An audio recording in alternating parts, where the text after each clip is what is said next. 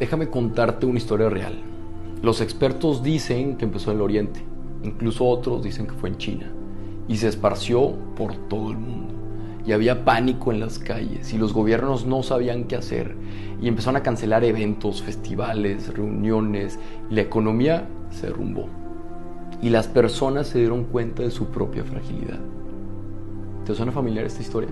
Te acabo de narrar un poquito de lo que fue la peste antonina, una pandemia que atacó el Imperio Romano en el año 165 después de Cristo.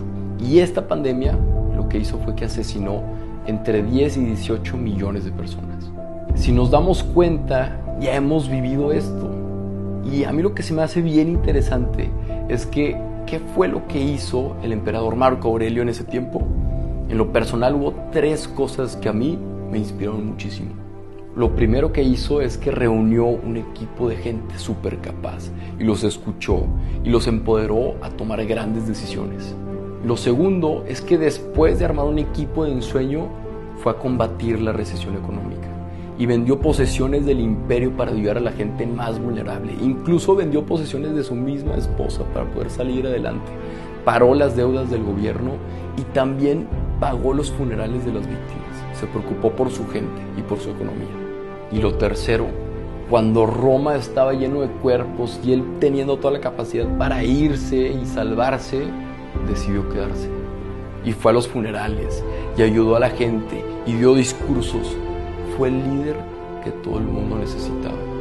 Porque cuando la sociedad se está cayendo a pedazos, es cuando los líderes salen a reconstruirlas con sus propias manos. Sí, quizá el coronavirus nos está llenando de incertidumbre, de miedo, de aislamiento, pero tenemos que hacer lo mismo que aprendieron los romanos.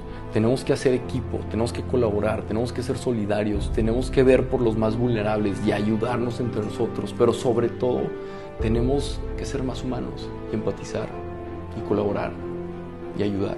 Entonces, ¿qué podemos hacer?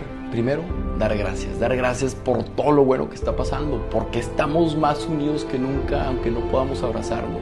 Dar gracias por todos los cánticos en los balcones y todas las iniciativas que están saliendo a partir de esta crisis. Y dar gracias porque nos estamos preocupando por nuestros mayores.